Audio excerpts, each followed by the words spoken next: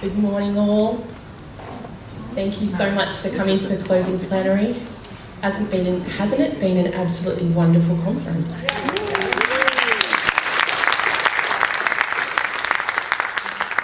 The sharing, the learning, it's one of my favourite experiences. We're a family and it's amazing to come together and meet together every few years and share and grow together. So, Wanganagu, Sadie Heckenberg, Yinimara, Pakana, Ma La Yinimara, Binal, Yarbo, Marabil, Yinimara, Yindimara Kare, Billa, Biramal, Billa, Awil, Bakambuta. Thank you so much for being here. Before we begin, I'd like to pay respects to traditional owners, to the wonderful custodians, to the beautiful people, the Pakana people. I'd like to pay respects to elders past, present, our aunties, our uncles, our parents, our ancestors. I'd like to pay respects to the land, the bush and the rivers. For without the land, the bush and the rivers, we wouldn't be here today. And I think we've experienced this week the beauty and the majesty of Mother Nature. It's an incredible privilege to be here. I don't know if I introduced myself. So I'm Sadie and I'm Wiradjuri, which is from New South Wales, and I'm incredibly honoured to be on this country and to be learning on this country and growing on this country these last few days. I have the incredible privilege of chairing this session, this plenary, and introducing two amazing scholars and knowledge holders. So please bear with me. I would like to read out their bios because I think that really situates us and allows us to just appreciate the wonderful knowledge they're about to share. So, Theresa Sainty is a Pakana woman from northeast Tasmania. She has worked extensively with the Tasmanian Department of Aboriginal Education Services, where she co-developed and provided Aboriginal cultural awareness training and produced a number of curricula. She is also an Aboriginal linguistics consultant with the Palawa language program and is a senior Indigenous scholar at the University of Tasmania. Can we please welcome?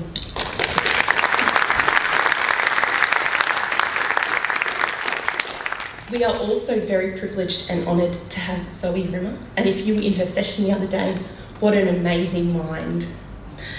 Zoe is a Pakana woman and curator, researcher and writer. Her PhD candidate at the University of Tasmania follows on from her work in the museum sector associated with reparation, cultural revival and the development of First Peoples museology. Zoe has recently started in a position as Indigenous Fellow, Academic Development, History and Heritage at UTAS. Isn't the University of Tasmania lucky? What amazing minds! Dr. Julie Goff would also like to send her apologies. She was unable to be here today, but we all really appreciate that she was coming, and we really thank her for her dedication in this space, and hopefully we can hear her in person at another point. But I would love to hand now the chair, the speaker, the microphone, over to the amazing Theresa.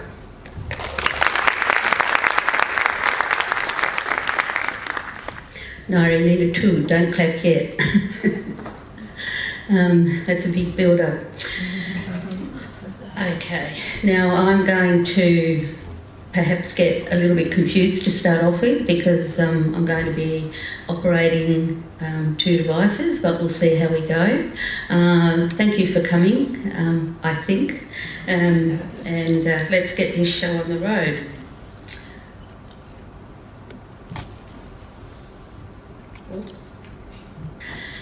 Pulingina Palanawina Kanamalukatu, Litari Mirana, Panina, Tyra Nutipana, Rovina Marimana, Maui Marimana, and Plinta Marimana. Bilatina Ta, Taipani Kanapila, Lurini Lumi. Welcome to the settlement on and around Kanamaluka, also known as the Toma River, in Launceston, and Palanawina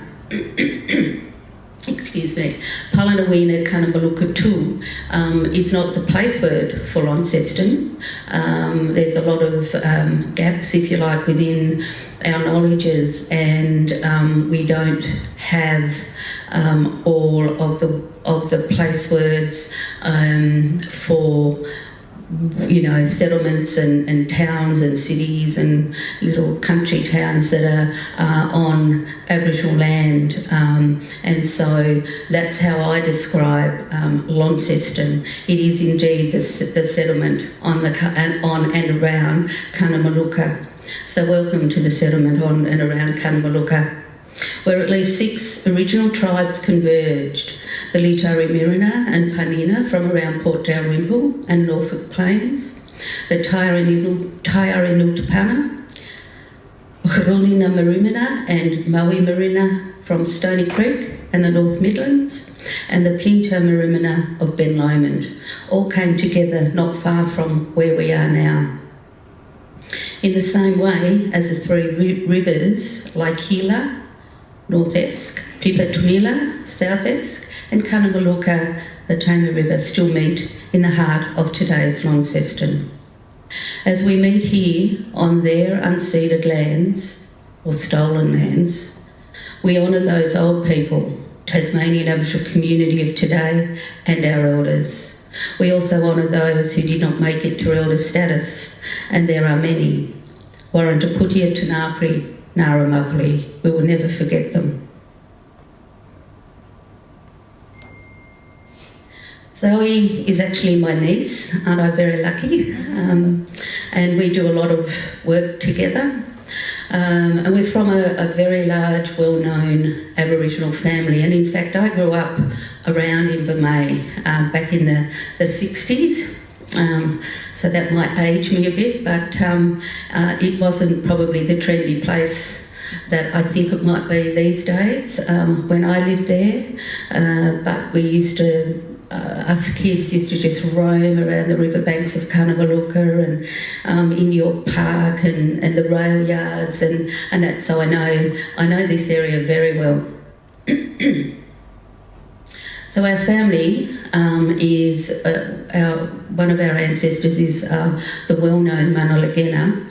He was from Lumaranatana, which is Cape Portland, up around the northeast there, and right down through to the Douglas River, St Patrick's Head, is the country of one of our ancestral women, Pularulpana, who was abducted by sealers when she was a young girl and taken to Taiaritja, which is up the islands in Bass Strait, in the early 1800s. Unfortunately, that happened to many of our women. And it was these women who we call Luna Rala, or strong women, who we thank for their tenacity, strength and determination in seeing to it that our community survived and we have thrived. They also passed on to us the oral histories of the island families. So Zoe and I are from the family group that is often called island families, who grew up on islands in Bass Strait, including Flinders Island and Truwana, Cape Barren. Ningimana, Connie Mansell, Ningimpimana, Una Mansell, and Ningimana, Violet Mansell, though my grandmothers and mother were born on Flinders and Cape Barren. And my sister Zoe's mum, also Tahana, I acknowledge her. She's another strong woman, strong Aboriginal woman. So we're proud we come from a very long line of strong Aboriginal women who are not only grandmothers or mothers, aunts, but keepers and protectors of culture. So here's my nan, my great-grandmother and my mum, the strength in that there to survive. At the time that the photo on the left was taken, that's taken on the steps out the front of the Interstate Hotel in Whitemark on Flinders Island, and our people were not allowed to drink go into the bar. There was a place around the back called the Bull Ring where Aboriginal people had to go and drink. This is my sister and Zoe's, so it's acknowledging my sister Tahana and Zoe's family as well. And more of my family, grandchildren. And for those of you who are not here from Loetrouwitter, you can see White Mark on Flinders Island and Cape Barren and where we now live in Hobart. So those two little islands that you may fly over on your way home if you're not from Lutruwita. Pakanamana Mapli Makara Lumi Kaiwudamanta Moini Rumitina Pumli Palawa Waipapama Kuntana Rukiri Pumli Runi Mana Mapli Lutruwita Pumli Minanya Kanamaluka Truala, Kunani, Manina, Mapli. So my people, our people, have been here since the beginning of time, since Moini and Rumitina made Palawa the first black man. After that, the ground was cut to make the islands, to make the rivers and the mountains and all things within the land and sea. Waranta Taimi, Ningana Milatina, Mana Mapli, Raichi. So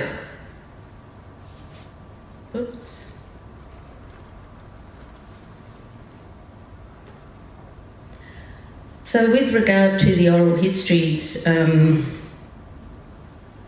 part of this, I guess we're looking at it from a little bit different perspective. I was trying to think, well, what are oral histories? And those two English words that talk about oral histories as we know them now kind of suggests that it's, you're recording in some way the stories of elders in particular when you're talking about our community and the experiences of Aboriginal people or Indigenous people around the country or indeed around the world. And so that's kind of what I think about when I hear those words, oral histories. And I was kind of thinking about what they mean with respect to our people and our stories. And I've kind of come to the conclusion that, well, of course, those two English words just can't describe adequately what we mean when we're talking about oral histories, because our oral histories are about its deep knowledge from deep time, from since the beginning of time, since Moini and Rumitina Pumli Palawa.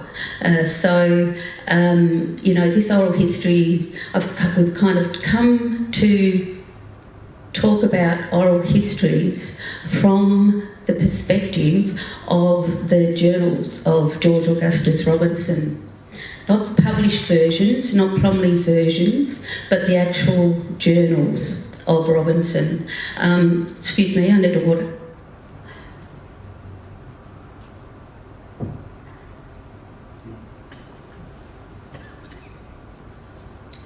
And so George Augustus Robinson was employed by the government of the day, excuse me,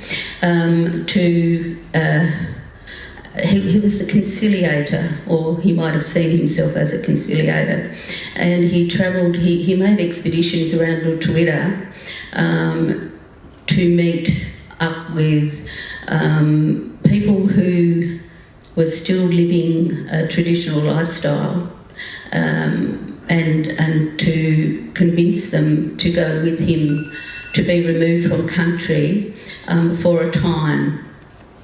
And in order to do that, he realised he would need other Aboriginal people. He'd need guides and he'd need interpreters. And so there are a number of Aboriginal people from many nations that actually accompanied him on those expeditions. And so I thought, well, actually, a lot of the information that we have, particularly that informs the language retrieval process, come from his journals. And it was our old people, it was those guides and interpreters that actually told him that information. And so they are our oral histories. And so that's the perspective I'm taking. And I don't know why I hadn't come to that conclusion a long time ago. It was kind of yesterday. So there you go. And that's a result of Zoe and I talking. And so as I've said, we do a lot of work together, and so we kind of, have all those kinds of conversations. So what I'm saying here is Mina Tunapri Pakana Mana Mapli Takara Milaitina, Kani Raichi Robinson, Pakana Mapli, Milaitina Mapli. So I'm acknowledging those Aboriginal people who walked their country and told White Robinson. Many Aboriginal people, men and women, from many countries. Mina Tunapi Luna Rala, Ilankani Takarilia, Manamapli, Tunapi Naramapli, Rala Naramapli, Taipani Tunapi Pabu Tumanta Warrantati, Warranta Putia Putia Tunapi Naramapli. And I've put on here, let me see, this is just an example of one of the documents, one of a page from Robinson's journals. That's the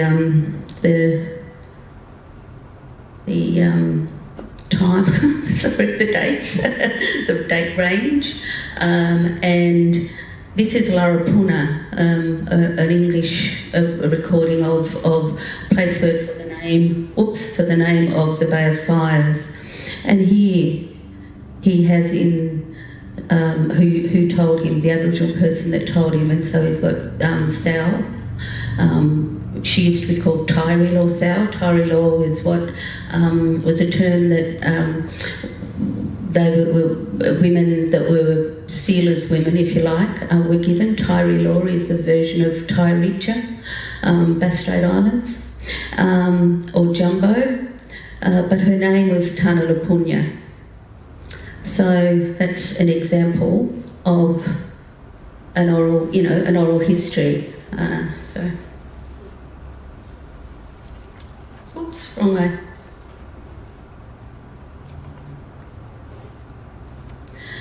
Another example, in terms of place names, these are some of the.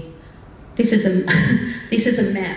This is a map, by the way, and I was when I looked at that, I thought, oh my gosh, what you see there and here, this is all the information that was on it. So there's no English translations of what our old people told Robinson those places marked on the sketch map were.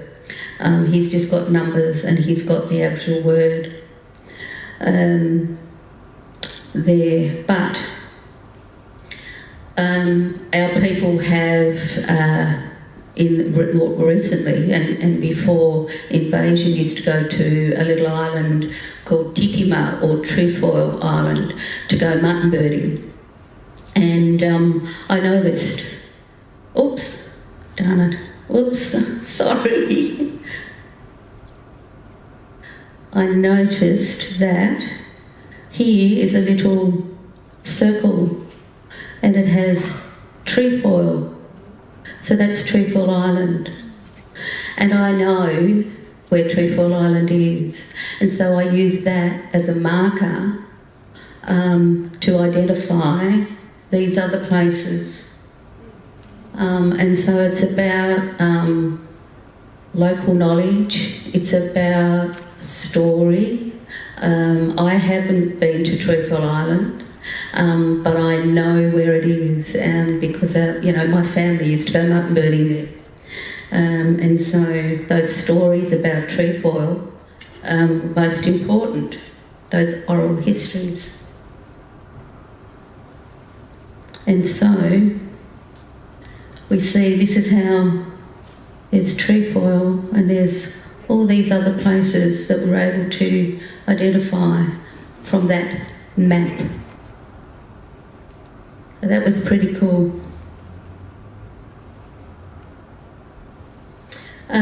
This is what I do, so it's not really about oral histories, or it's not directly about oral history, but we, with regard to language retrieval and reconstruction,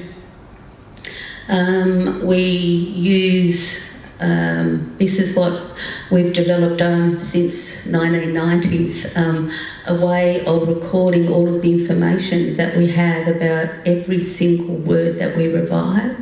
And this, I thought this one would be a good one to share. This is the word history, because it is a word history of Kanamaluka and how we got Kanamaluka. And as you can, here you see Robinson actually gave us the person that told him that Kanamaluka was the name of the Launceston River.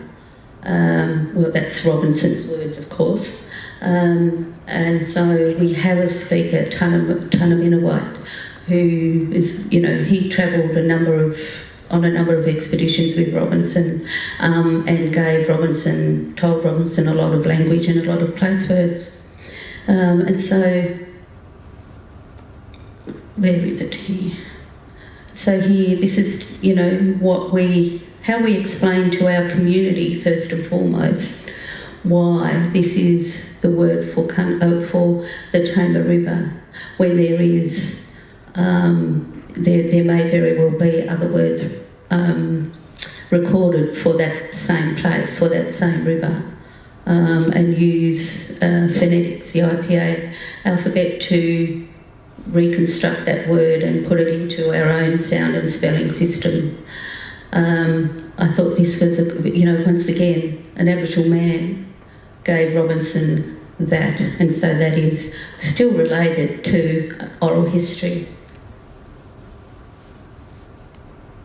And then there's the pages in his journals that, Kanamaluka, and then there's Jack. So Tunaminawait was Cape Grim Jack of Cape Grim, probably even Black Jack, but Tunaminawait is his name, or PY.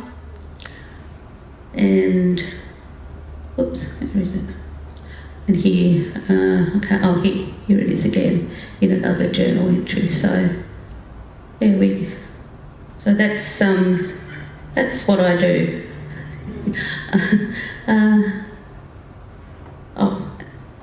So that's just a little bit of a map and of more place words that we've done in that area.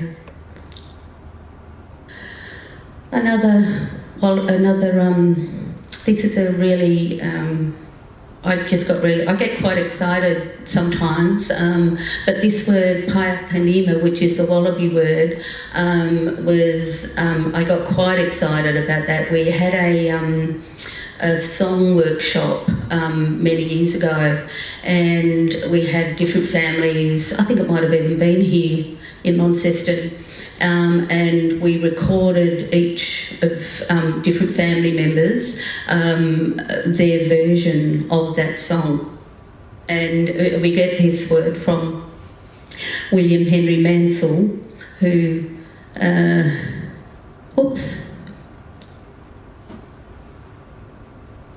wait a minute, sorry.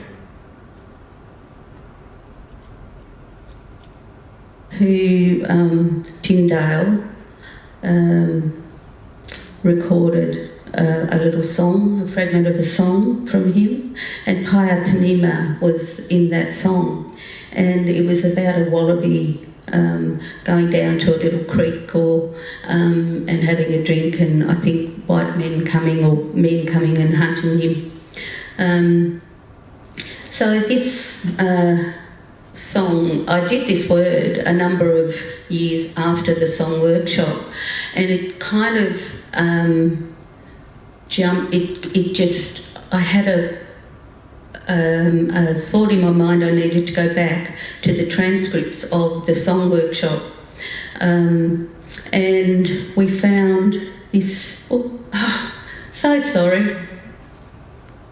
I'm glad I'm amongst friends. Here in those transcripts of the song workshop were words like pour out the nina, pour out the tea. That's how Ariada West remembered Paya Tanima. When I saw that, I thought, oh my gosh, wow, that is Paya Tanima. That's how those old girls remembered that and sing that. And so that's how language had come through and changed, and they wouldn't for 1 minute realise that, and I wouldn't have realised. So I get goosebumps thinking about that. That's just a great example of how, of the importance of recording oral histories, if you like, community knowledge when it's within our context, and certainly within the context of language retrieval and language maintenance and sustainability. That still blows me away when I see that and when I think about that. And I always use this one as an example of how an academic process like linguistic research can be informed and must be informed by community knowledge as well. So, oh my gosh, I've come to the end, I think. This isn't really, once again, it's not really been absolutely or it might not on the surface seem like what I've talked about as being about oral histories. This is a project, it's something that I wrote. I'm not speaking. Young Pakana woman Daisy Allen from up here is speaking it, but it calls out to those Lunarala on the islands, telling them that, we remember you, we remember where you are. It was filmed from the top of Wukalina, which is Mount William, and that's a place, as the story goes, that our people would build fires at the top of Wukalina, so that the women on the islands, and you can kind of, on a good day at the top of Wukalina, has anybody been to Wukalina and walked up the hill? Yeah, so at the top of Wukalina on a great day, you can see, so you can almost reach out and touch those islands. And so our people lit fires on top of Wukalina, so those women that were taken by the sealers to those islands could see their country. It told them that they weren't forgotten. This calls out to those women. It's also a call out to families on Cape Barren Island, on Truwana, where another kind of oral history really developed, and that's around island music, music from Cape Barren Island. And it's an acknowledgement of how that grew, and then across the mountaintops to Kunangi, and place words, calling out place words from within country around this island of Loetrouwitter. So I hope you enjoy it.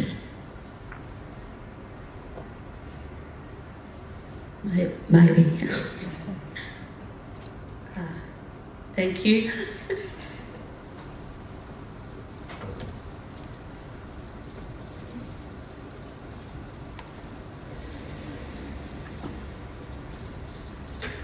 Warra, warra, warra.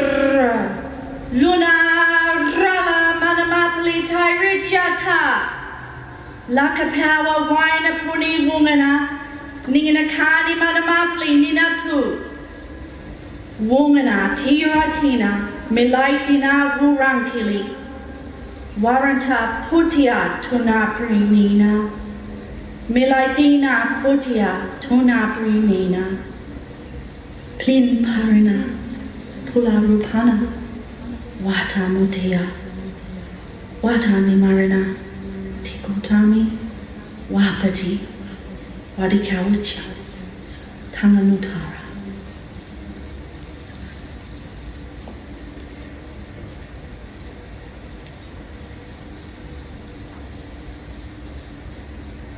See all our ancestors behind there.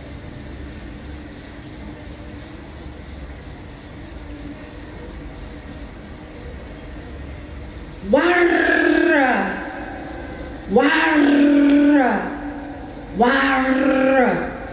Takarilia manamapali, warranta toy lupa, lupatin pakana manamapali. Waina puni rayakana, manamapli ningina ninatu. Womana tiratina, milaitina vurankali. Warranta kanaplila rayakana tairicha. Warranta putia tonapri. Milaitina putia tonapri.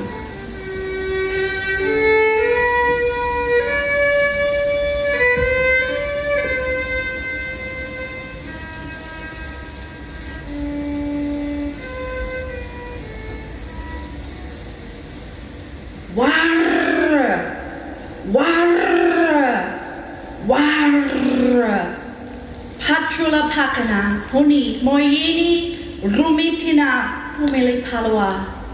Kani milankani kuntana. Kani milaitina ti, paiwuta, manta. Lupatin, patrula pakana, paiwuta, manta. Waina puni ningana paliti pakana kani. Runi manamapali, Lutruwita paiwuta manta. Nina kawinrika, rukani milaitinatu. Pakana putia tonapri. Milaitina tonapri, tonapri, paiwuta manta. Lumaranatana, wukalina. Lintinga, Pilawai Takinta, Kanamaluka, Tulamenakali, Patawai, Numu, Lunamuni, Nipaluna, Kunani.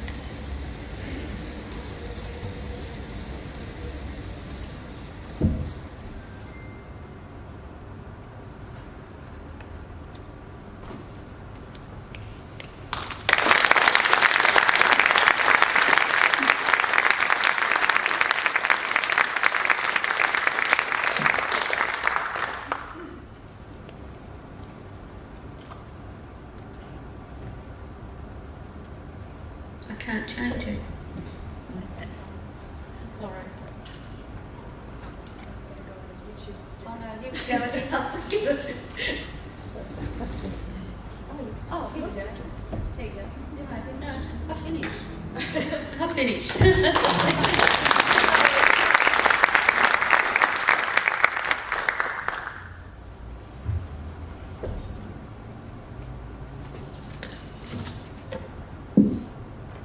Thanks, Auntie Theresa.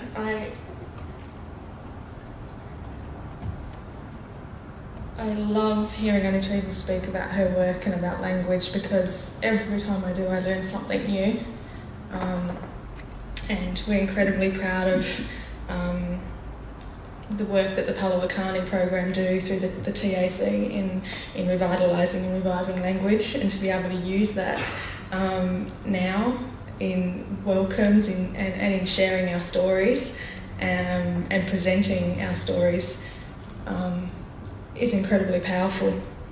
So I guess I was on a panel on Friday and I spoke a little bit about my current project that I'm working on as my PhD at UTAS, which is about Tasmanian Aboriginal activism and intervention in cultural institutions. And really looking at the Pakana Tasmanian Aboriginal Community's campaign for the repatriation of ancestral remains and cultural belongings, and the impact that campaign has had both on museum practice and on the revival of community cultural identity, spirituality and practice. So I'm not really going to talk too much about that again today for the people that were at that session.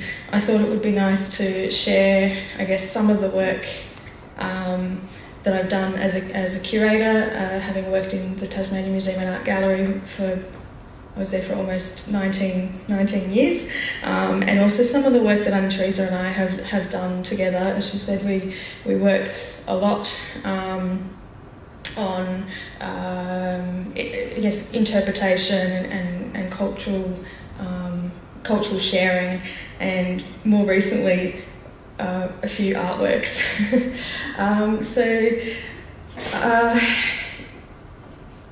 I guess in a way these exhibitions and artworks are another form of sharing our oral histories and our stories, and also creating new ones.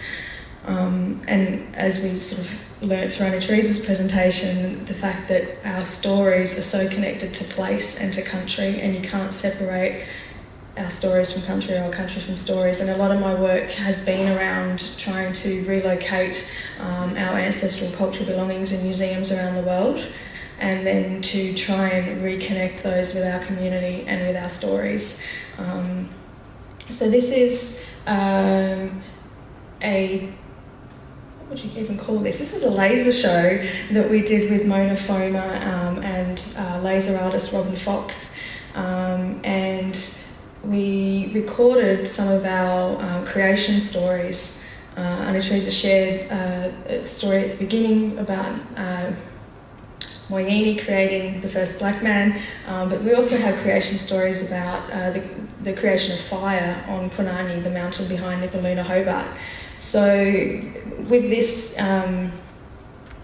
experience, it was a massive laser show that lit up the mountain, and for people that were in Nipaluna when the festival was happening, when the lasers started, you could get on your device and listen to Auntie Theresa and Shani Reid telling those stories with the lights sort of syncing with voice. Maybe we could play, I've got a little sound, we'll just play a little bit because it's quite long. Kunani takmona irala tunta munanina. Paratiana prakani tulano truwalata trimanya lumini. Panupiri lapira duntopuna. Lana kanapila loenita vitunkuna panita. Minanye kidinati lagra. We could listen to that all day, really, that voice. But yeah, these are stories, oral stories that have been passed down through community, but also we've been able to add to those through the archive and through that research, as Auntie Theresa talked about, through the journals of George Augustus Robinson and other sources. that we are now considering our oral histories.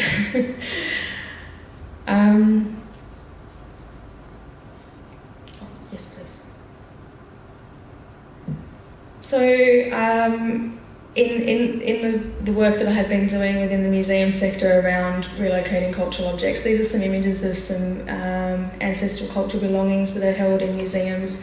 These are all in the UK, and I was really lucky to get a Churchill Fellowship in 2013 and had this trip in 2014, and for the first time was able to have access to the British Museum collection, where the image of me with the necklace and the Celt water carrier is stored. And I was very fortunate that Theresa got to come with me on that little trip as well, when we had this experience, I guess, of visiting the British Museum, and for anyone who's been there, those massive galleries full of people, and I guess nothing within those galleries actually represented us. We had to get on a bus and travel 40 minutes out of London to get access to the collection store, and then to be able to finally see and touch and be with some of our ancestral cultural belongings. And so for me that was a really profound and emotional experience. And when we left, we got back on the bus, had a few tears, and really felt like I was leaving something behind, like I'd only just been able to reconnect, with an ancestor or with some kind of ancestral memory. And so then I got really upset, really angry, and thought, we need to bring some of this material home for our community to be able to reconnect and to bring them back to country. And so we actually just 2 weeks ago opened Taipani Milathina 2, Return to Country, at the Tasmania Museum and Art Gallery. So this image was 2014 and now it's 22. But we finally were able to bring actually all of these ancestral belongings in these images we've been able to bring back. So these are some images from the exhibition that's just been opened.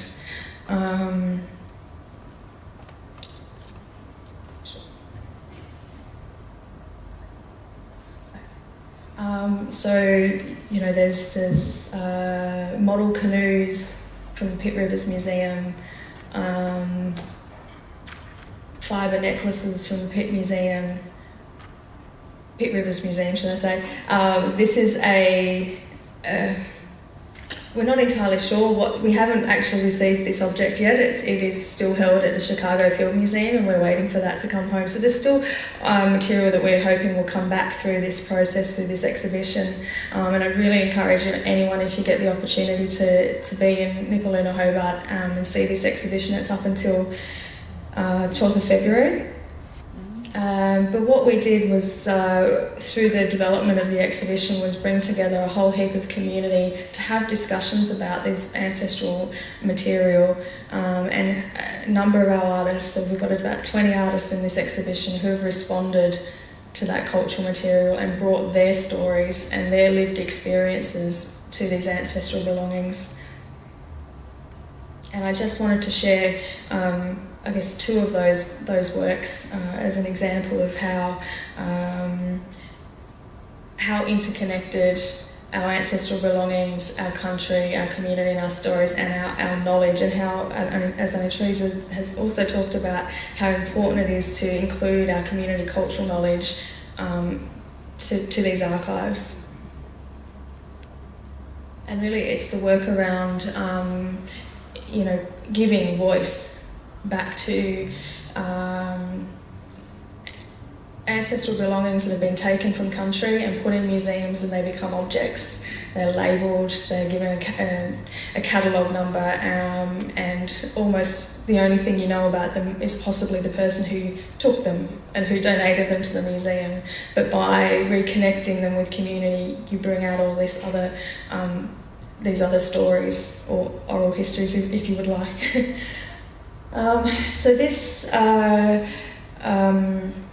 little doll and pincushion came to me in an email from the Derbyshire Archive Officer in the UK, which is probably one of the last places we would have looked for some of our ancestral belongings. So things still keep appearing. So the little doll belonged to Methina, and the pincushion was made by Methina.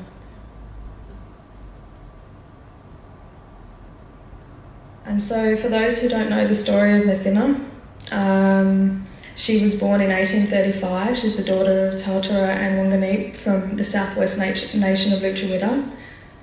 They, like many of our people in the early 1800s, were rounded up and sent to Waibalena on Flinders Island, which is where Methina was born.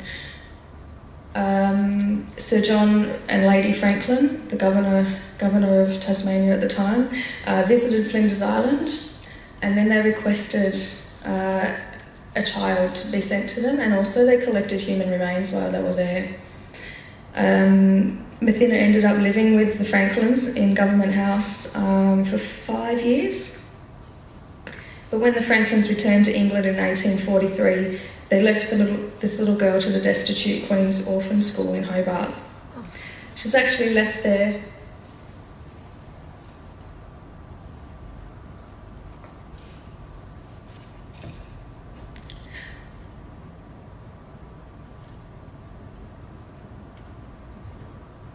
She was left there 4 months before they actually left Hobart. So they were having their farewell parties.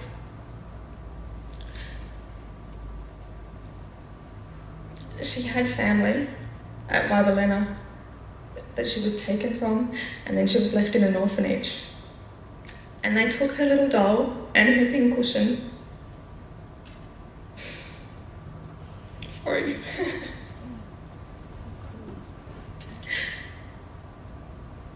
That's okay, sorry. So it's all very new because these objects have only just come back to Lutruwita. So I have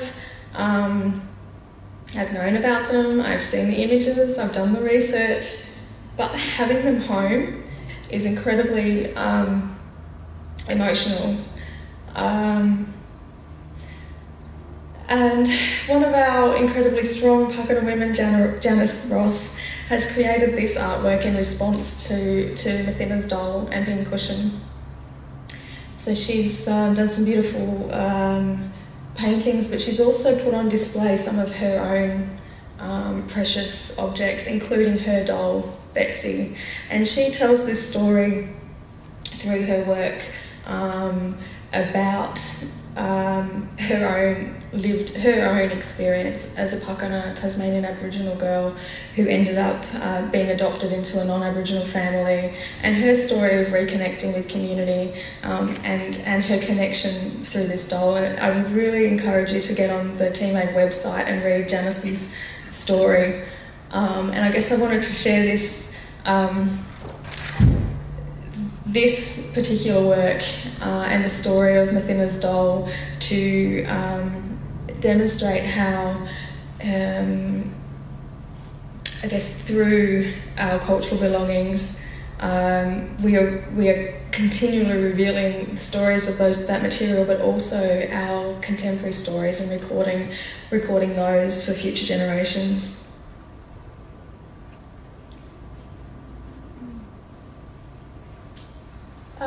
These are some images of some archival material. So throughout the development of this exhibition, we talked a lot about the Rikawa kelp baskets. One is held in the British Museum, and recently one was rediscovered in a collection in Paris in the Quai Branly Museum. And so this particular Rikawa was collected in 1792 by the D'Entrecasteaux expedition. And it has quite a convoluted story, but it eventually ended back up in Paris in the collection of the Louvre. And you can see this little note down in the corner there, written by Henry Balfour to Henry Ling Roth, and he says this kelp basket looked exactly like the BM one.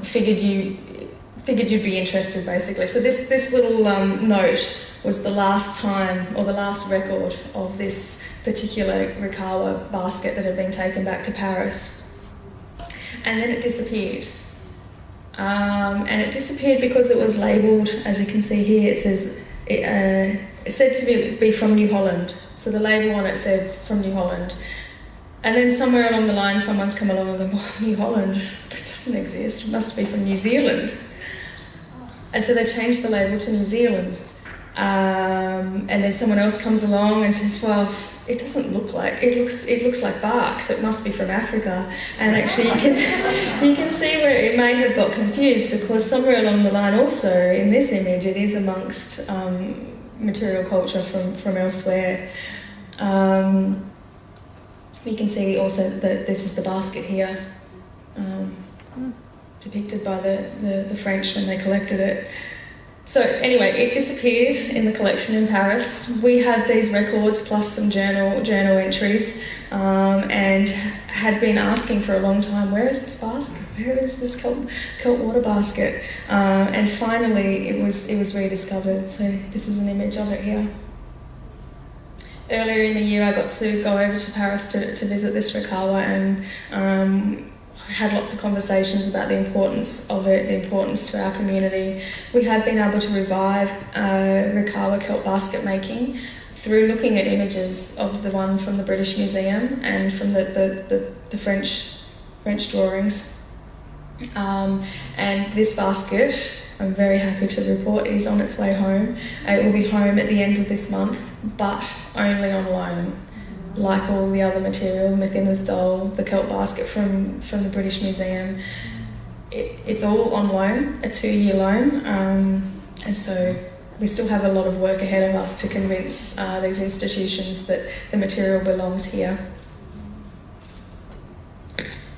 These are some images from when I went to Paris, and we had a bit of a workshop and compared the basket from the British Museum. This is Gay Sculthorpe. Gay is a Pakana woman, and she was a curator at the British Museum. She's just recently returned home, but yeah, she did a lot of work to find that kelp basket in the Paris Museum. These are the two kelp Rikawas sitting together. It's just an image off my phone, so it's a little bit not great. And so I wanted to share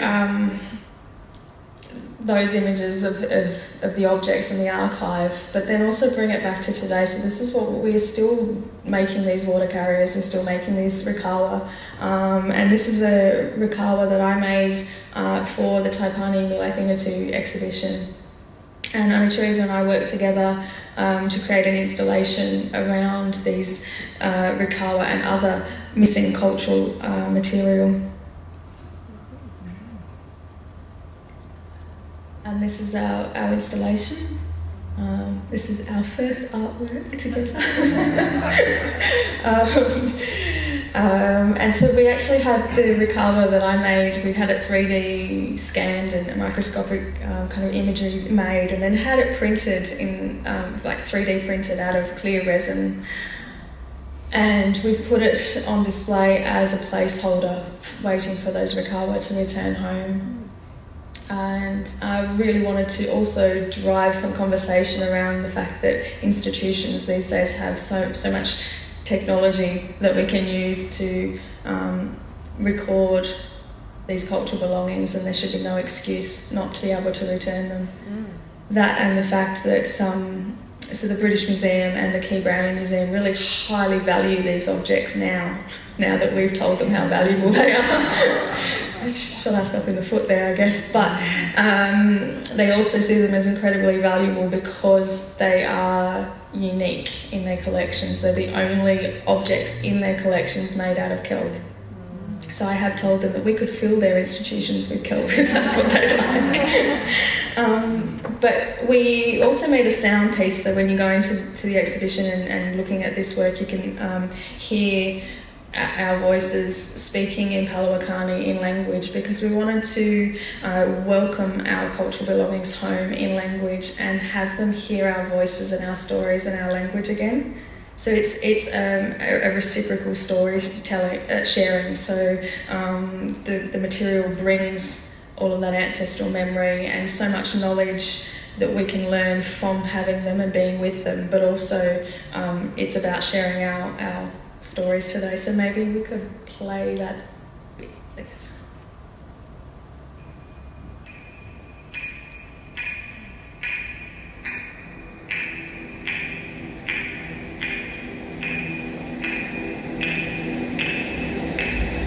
Rikawa, ngai api ngunati milatina muka. Nayapi Numeti Milatina Muka, Nina nairi moini manta. Ningana Nairi, Moini, Manta, Kanapila mikawati hanupiri latu. Kanapila, Nikakawati, Hanapilatu, Milankani lakarana, milankani nakarala. Milankani Lakarana, Milankani Karala, Ningina nara pawina katina ta.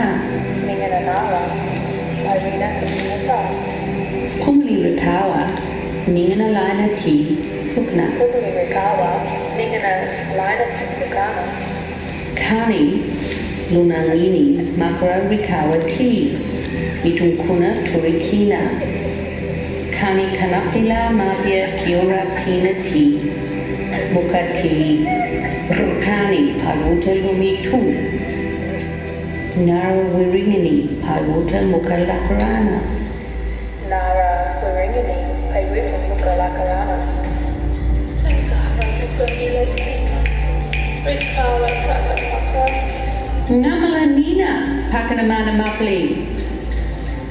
Tipara Nina paluta nina waranta mapli milatina. Tangara Zaina, Nina Taipani Milatina Nanya, Pakana Nanya, Taipani krakani. Krakani kuntana milatina. Taipani Krakani, Kukana Milatina,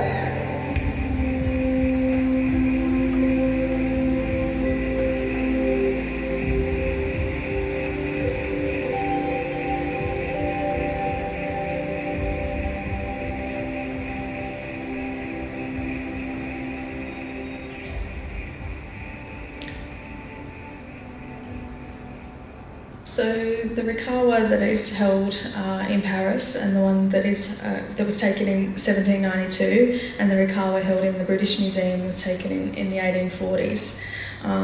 So, you know, I guess the one in Paris for me really represents a time before invasion, whilst the one at the British Museum is really, you know, it was crafted in the aftermath of that great violence of the Black War. So they're both really tangible links to our old people who cared for a sea country since the time of Moyini, since creation, to those who suffered so much at the hands of colonisers, and those whose strength we carry on through the revival and continuation of our culture and our language and our stories and the continuation of our oral histories. So in the institutions that currently hold these our cultural heritage captive, they're really isolated objects that tell a story of encounter, and they become appropriated into colonial history. But for us, the Rikawa are our ancestral cultural heritage. We imagine them, we imagine who made them, whose hands touched them, who drank from them. We hear the voices and cultural memory of our old people held within them. And the conversation that we were having in language was about acknowledging their creation, acknowledging it's a cry, I guess, from us to the Rikawa to come home, and for us in return to come home and rest on home country. I think that's where we'll leave, and maybe we've got time for questions.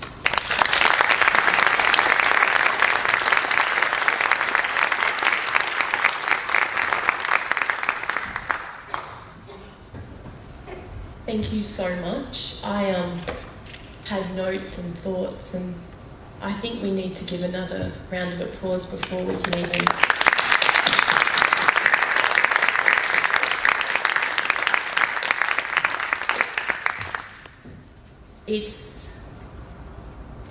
Incredibly, incredibly powerful. Thank you so much for sharing with us. I think that we can all feel this in our hearts and in our bodies as we sit in this room. I know that our ancestors protect us and take care of us and guide us. And isn't that beautiful to see that in their loving generosity, the information that they shared that's now recorded in words is speaking to us. The information, the beautiful things that they created that was taken are now speaking to us. They're guiding us as we move through and as we reclaim, as we say this is our country that flows through us, that's part of who we are, that's part of how we speak. And it's just incredibly amazing to hear the work that you're doing in this beautiful, beautiful place. Thank you so, so much. I'm just going to spend the next half an hour clapping. So we wanted to invite members of the audience to ask questions. We also wanted to invite members of the audience to share their experiences in this space as well, if they would like to. Does anybody have a question for these two absolutely phenomenal, amazing scholars, knowledge holders? Yes.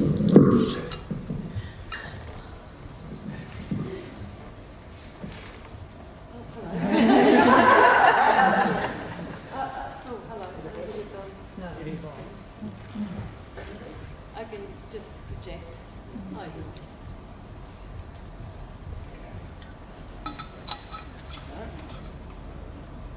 Oh, can people hear me? Yeah. I wanted to make an offer to you. In a previous life, I did a lot of work on 18th century and 19th century French archives. And if you ever need stuff to be read, particularly difficult to read if it's handwritten, well, it was handwritten back then. But, so it's just an offer for assistance, translation, reading documents. You may already have people on board that are doing that, but I just wanted to, it's such important work that you're doing. Thank you. Yeah, I think there's a lot more to be found in the French collections, from John de Casteau, the Baudin expedition, but also there was a lot of material sent over for one of the great exhibitions that they had there in Paris as well. And so far, the only thing we've been able to relocate is this basket. Does anybody else like to? Is there something in New Zealand that we could assist with? Thank you.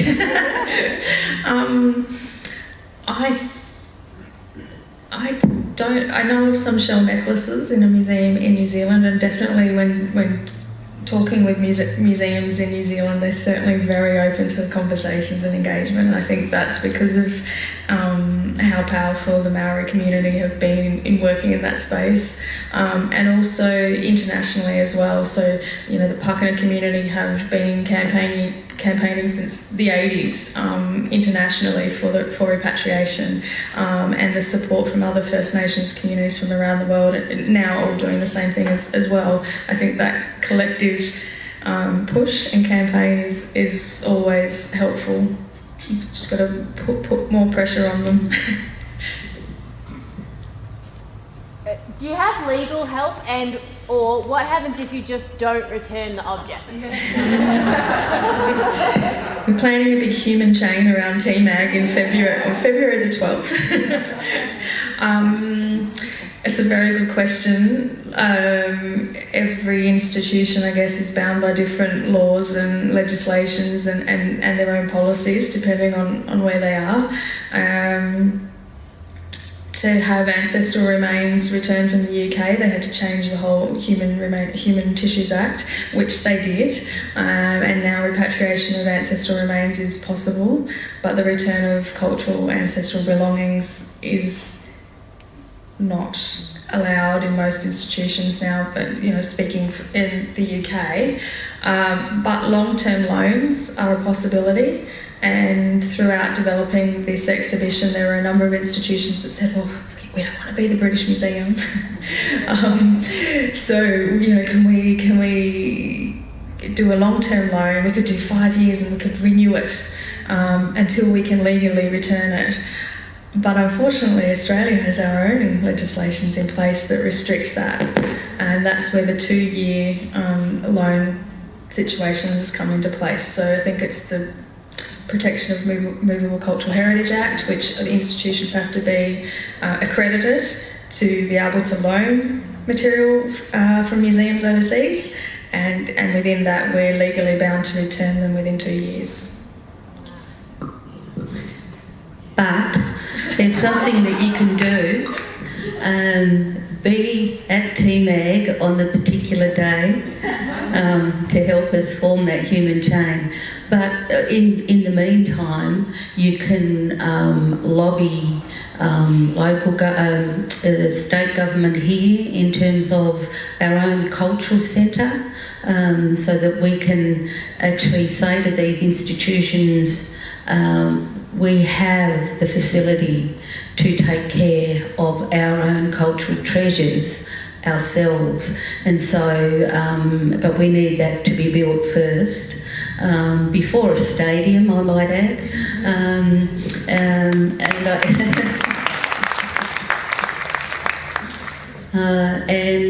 and so, you know, write to the legislators in Canberra about changing that legislation, write to the British Museum, write to the Key Brownlee and other institutions about the importance and the support that you have for our community and Indigenous communities around this country, to have our cultural treasures returned to their people and to their country. So important. We are a signatory to the United Nations Declaration on the Rights of Indigenous People. We sit in the UN Permanent Indigenous Forum. We abide by the Convention on Biodiversity. So why aren't we actually committing to that for our people? We were one of the last countries to we definitely were. We were a holdout, which is incredibly disappointing. I'll just go here and then. Are our mics fixed? Not yet? Just a big shout.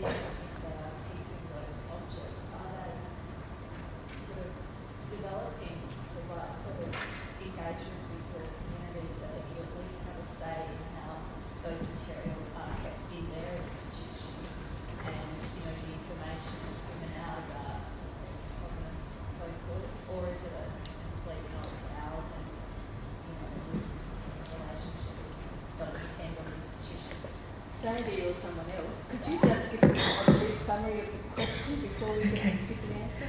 So I think the question was about if institutions aren't repatriating or loaning, whether they're engaging and talking with the original owners of those objects about how they're stored and kept and interpreted. I think that varies in institutions. I would say generally not much. I think locally, definitely within Australia, that's the way museums are operating now. But overseas, probably a lot of institutions don't know what they have until we go there and tell them, until we're looking for them. Particularly for us, for our cultural material, there was a lot collected but sent, spread out across the world. So, there might be an institution that has only one shell necklace.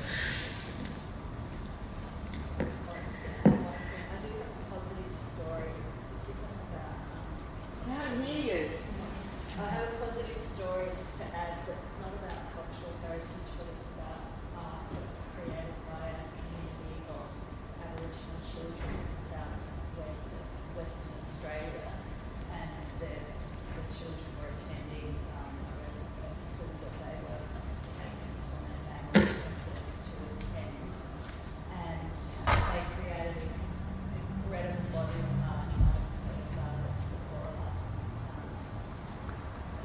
artists, and this body of art was taken by some that visited the school, who then took it to Europe, and then it was bought by New York art collector and bequeathed to the university he attended, Launceston University. So they just left public for 40 years, and then by chance an Australian academic was in that university, discovered the box. But the university actually completely engaged immediately to repatriate the art collection, which had been kept in its entirety, but also actually wanted to really engage with the community in how that happened. So just want to add one positive story. Yeah, there's lots of positive stories like that, and I think institutions like universities and so Mathina's doll and pincushion has come from a local council's archive, and that's because the Franklins, when they moved back, their daughter Eleanor married into a local family there, and then it became part of their home estate, and then all of those archives were moved into the local council. So they opened this box and found the doll and pincushion and had no idea what they were looking at, but it had Tasmanian on it. So they emailed me at the museum, and they said, "Oh, we've just found these things in a box. We're not sure if they're important." And I almost fell off my chair. But so institutions like that often don't know what they have. They don't know how to look after them, and they don't know how important they are. But they're a little more open to having the conversations. The only everything, you have to look at everything case by case, I guess. So in that situation, we're now trying to track down the last living descendant of that family who technically owns it, to have the conversation with them. But with regards to the big museums, it's very different. Just down the front. Yeah, indeed. On the trial procedure.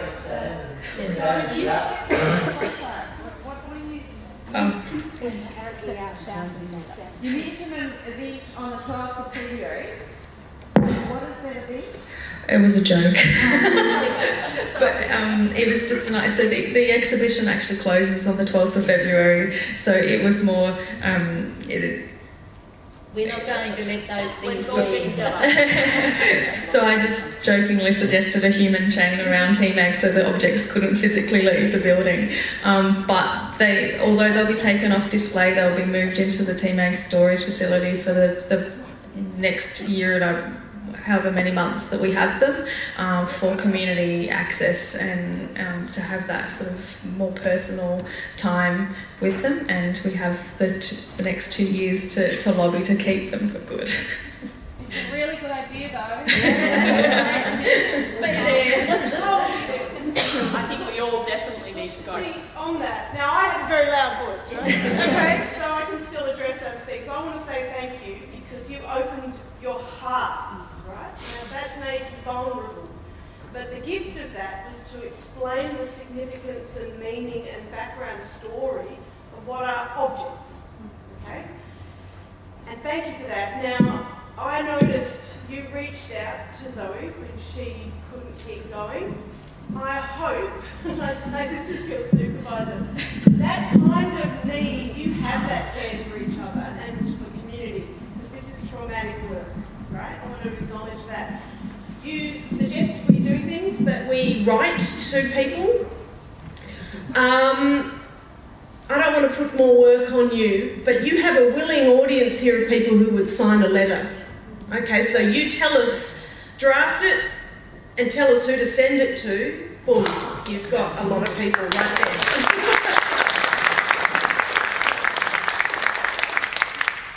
And if I may add my own 2 cents, and I'm definitely not criticising the positive story, but the Australian institution that got repatriated but back hasn't it given it to the community? So it's in a very big storage facility underground that you need permission to be able to access because it's worth so much money. So the community themselves don't actually have control of that work. So I think that's each step, because we can get them back, but a big institution then still also says, oh, this is valuable. So it's, as you say, it's constantly, how do we help? How do we engage? How can we raise our voices to make sure that community has ownership of our own knowledge and our own things? Was there another question? Right up the back. Can I shout? Is that loud enough? Yeah, that's loud. We now have a mic and no hands. No, I forgot what I was going to say. Ask, rather. So, are you really quite a small group working to get these articles, these cultural objects back? And would it be really helpful if, say, professional organisations of lots of non-Aboriginal people be extra helpful or in the way, or I don't know, yes. Are you only a fairly small group working to get these things back? That's a good question. I wouldn't say a small group. I mean, it is a community, a Pakenham community issue that has been on the agenda since the 70s. You know, the campaign against TMAG for the return of ancestral remains. So it's been certainly ongoing.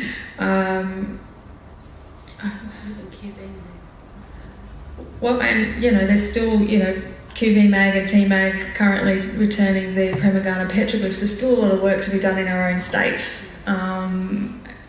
So yeah, and Anna Theresa mentioned the point, the incredibly important point is that we need somewhere that the community has control of to be able to store our cultural belongings when they do return, so that they're not in the control of another institution, and to be able to have that culturally appropriate space to welcome them home and to be able to share our stories in the way we want to do it. Don't think that really answered your question, but it has been, it's I think the whole Pakenham community, it's something that we feel really strongly about. And there's been many people working towards it, but it does help if we've got broader community support, absolutely. Any other questions? No? Well, I want... right down the front, I apologise. Hi, this is probably a question mostly for Auntie Theresa. And a little bit double-barreled, but I'm wondering how you feel about using those journals of George Augustus Robinson. How does it affect you emotionally looking at those journals? And is there a movement for renaming a lot of rivers, mountains, landmarks in this area as you bring that language back to life? That's a really good question. So I kind of look at those journals when I see things like, you know, the Payakanima word and other words and that our people have actually told that man. I look at it from our perspective, from the perspective of those old fellas that told him that information. You can kind of see, I mean, obviously it's in his words, and generally speaking, you can kind of tell when it's something that, you know, Tana Minawait or Tana Lapunya or Manalagena or any of the other speakers that told him information, because he tells us, well, sometimes he tells who the speaker is, as you saw on some of those slides. I look at it as a gift. I kind of, you know, he was a man of self-importance that was climbing the ladder and was out to make money. I look at it as a gift from our old people. I like to think that they knew, they could see him writing in his, on his pieces of paper and in his journals. They could see that, they weren't silly. And I like to think that is their legacy to us. And for us now, our legacy will be to continue on this language retrieval journey for those in our community that want to use Palawakani, can use it on into the future. In terms of the names of places, definitely, use the proper names where you can, rather than these foreign names like Launceston or Hobart or, Georgetown, Queenstown. Use the proper names where possible. And you can actually, there's an interactive map on the website of the Tasmanian Aboriginal Centre, and it's called Pulingina Loetrouwitter, Welcome to Tasmania. And there are a number of place words on there that you can click on. They have audio files so you can hear how to pronounce them, and they have a little bit of information also about that place, whether it might be who told Robinson the name of the place, some really great information. I think they're a great read. And use them, put them on your, when you're writing letters, if people write letters anymore, use in your address on your email, whether it's Pakana country or Trawalway country or, Nipaluna, whatever. Use that and get used to, let's get rid of those foreign names. Yeah. That's a brilliant. Thank you so much. That was incredibly powerful, and thank you for sharing with us and allowing us to learn in this space.